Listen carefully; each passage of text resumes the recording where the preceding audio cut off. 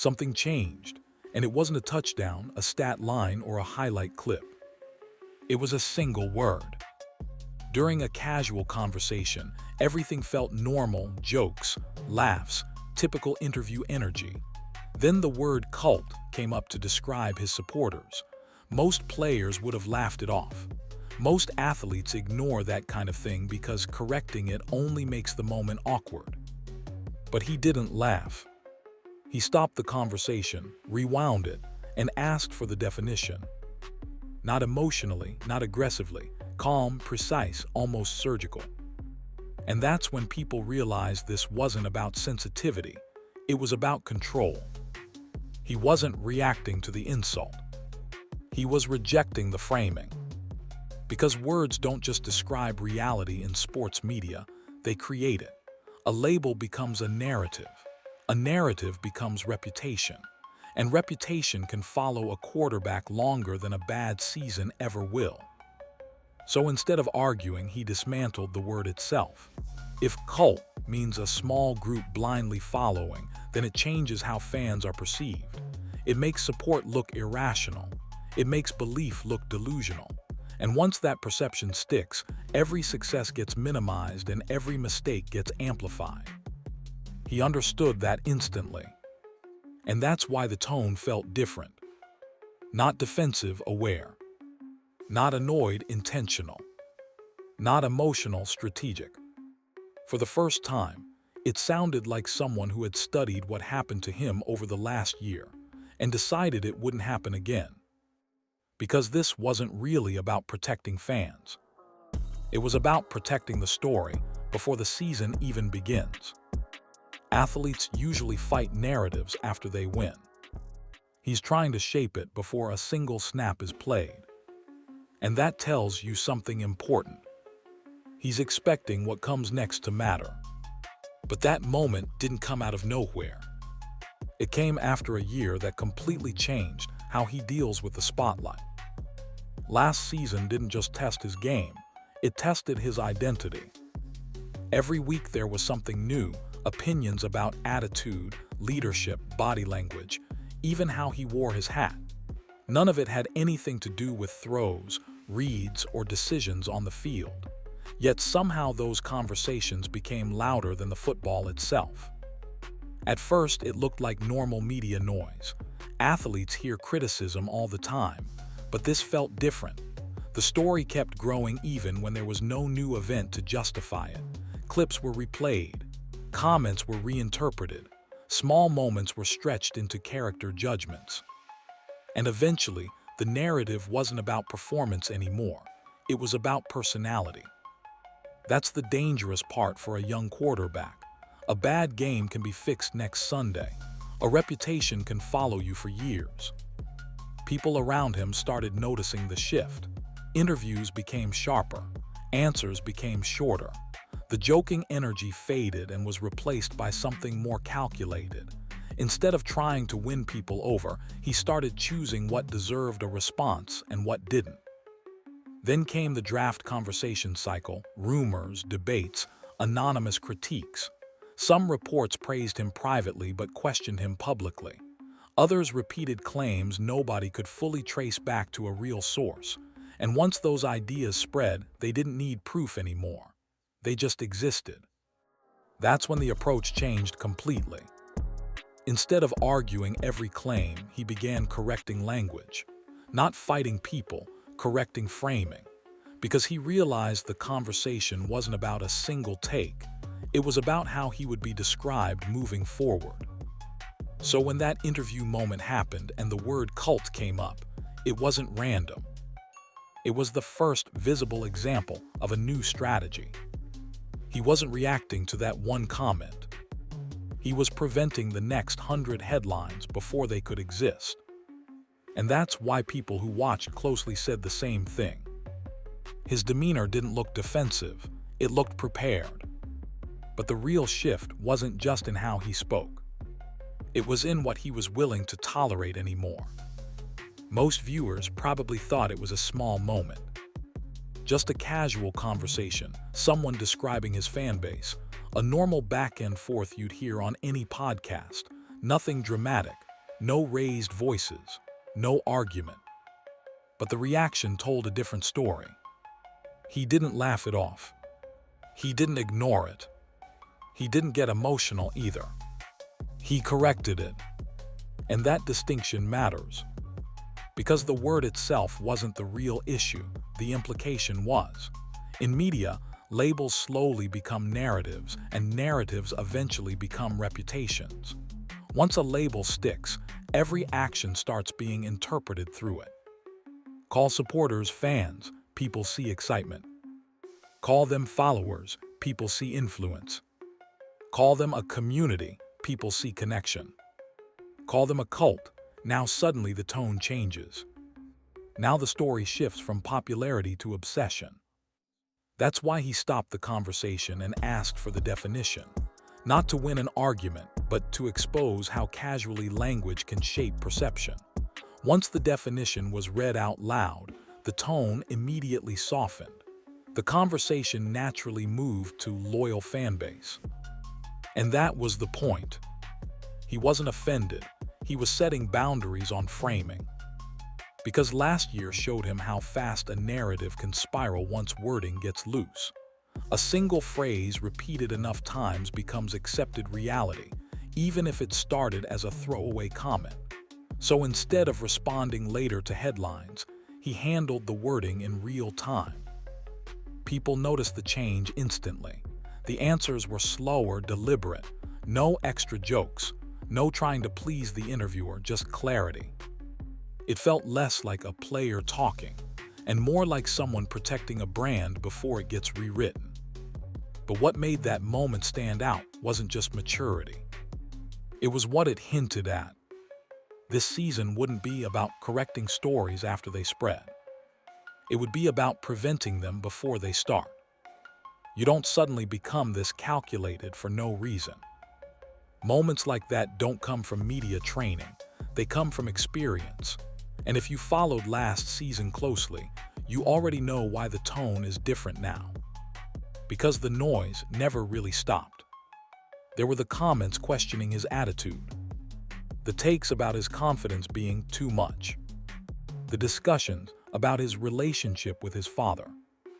Even small things like appearances and body language somehow turned into debates about character. Individually, each story sounded minor. Together, they created a narrative cloud that followed him everywhere. And the frustrating part, some of it kept spreading even after being proven wrong. You could actually hear it in interviews later, reporters bringing up rumors as if they were facts, asking him to respond to things he never said or did. At a certain point, answering politely doesn't fix it anymore, it feeds it. So the strategy changed. Instead of reacting emotionally, he started controlling framing. Instead of explaining himself afterward, he started stopping things early. Instead of laughing things off, he started correcting them immediately. That's why the word choice, moment, mattered more than it looked. It wasn't about that single conversation. It was a signal that he understood how narratives are built piece by piece. If you allow one misleading description, it stacks onto the next, and suddenly you're fighting a version of yourself that doesn't exist. And this time he made it clear, that cycle ends now. What shocked people wasn't aggression, it was precision. Calm, direct, and intentional. The kind of communication you see from veterans who have already learned how quickly perception can become reality. But here, where it gets interesting. Because once a player stops playing defense with the media, the entire dynamic changes. And not everyone is ready for that shift.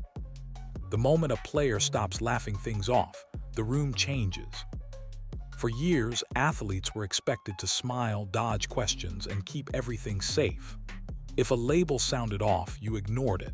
If a narrative felt unfair, you moved on. That was the unwritten rule: don't challenge the framing, just survive it. Now imagine that pattern breaks. Instead of joking along, he pauses the conversation. Instead of letting a phrase slide, he questions it.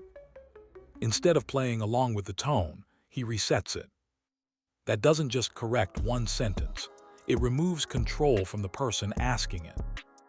And that's where the discomfort shows up. Because a lot of commentary culture relies on exaggeration. Strong words get reactions, reactions get clips, clips get views. But when the subject starts defining the language in real time, those easy reactions disappear. Suddenly, every question has to be precise. Every description has to be accurate. It forces accountability back onto the conversation. That's why the exchange felt bigger than a simple disagreement over wording. It challenged the casual habit of turning personalities into storylines. Once he established calmly that certain labels wouldn't fly anymore, it signaled something new: access doesn't automatically equal interpretation. Some people respect that instantly. Others feel like the wall just moved closer. And the interesting part is, he didn't raise his voice or make it dramatic. The tone stayed steady, almost instructional, like he was setting boundaries rather than picking a fight.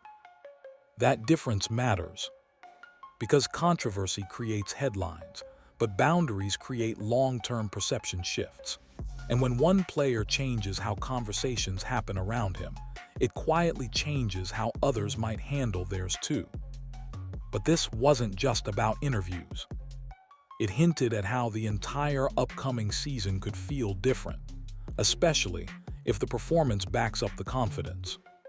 Here, where the situation flips. Normally, a young quarterback enters a season trying to prove himself to everyone else: coaches, media, fans, analysts. Every throw feels like an audition. Every mistake becomes a headline. The power balance is obvious. But when the narrative starts changing before kickoff, the pressure doesn't sit in one place anymore. Now it's shared. Because if a player openly signals, "Judge me by what actually happens," the conversation can't rely on speculation the same way it used to. Predictions become receipts waiting to happen. Every take has a timestamp attached to it. And people feel that. You could already hear it in the tone around the league: less joking, more hedging, more "we'll see."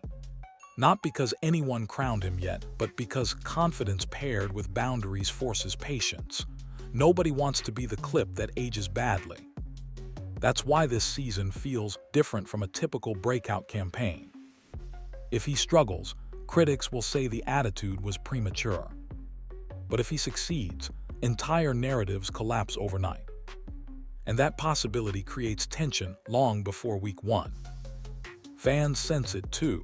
Not just excitement, anticipation mixed with curiosity. The team suddenly becomes a weekly temperature check. Each drive answers more than a scoreboard question. It answers months of debate. Even inside locker rooms across the division, opponents notice the shift. A quarterback playing loose is normal. A quarterback playing deliberate changes preparation. Defenses study tendencies, but they also watch composure, cadence, timing, decision speed. Because confidence affects rhythm, and rhythm affects everything. So the upcoming games won't just measure talent. They'll measure whether the mindset matches the moment. And if it does, the conversation around the team won't gradually evolve. It will snap overnight. This is why people keep calling it a revenge season, but not in the loud, trash talk way fans usually mean. Not revenge through interviews. Not revenge through social media. Revenge through correction. All offseason, the discussion lived in opinions. Draft talk, personality talk, leadership talk, layers of narrative stacked on top of a player who hadn't even taken real NFL snaps yet. And once those ideas spread, they stuck.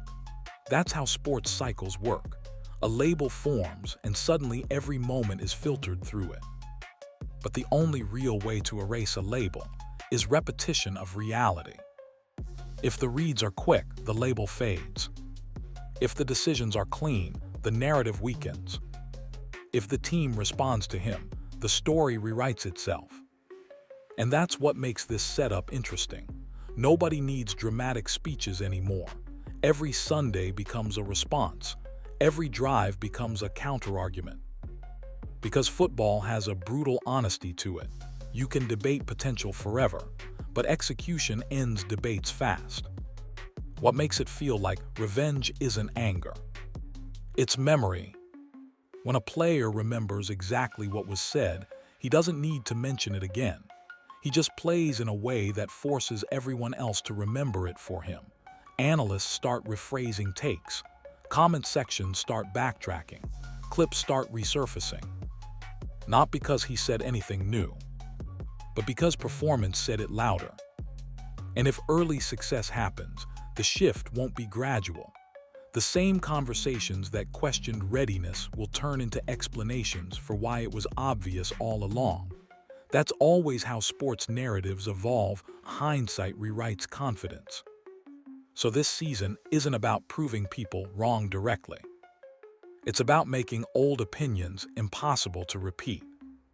So when you zoom out, this season was never only about wins and losses. It's about control of the story. For months, people debated personality, image, influence, distractions, everything surrounding the game instead of the game itself. And once that kind of noise builds, a player reaches a point where explanations don't help anymore. Talking more just feeds it. Performance is the only thing that resets it.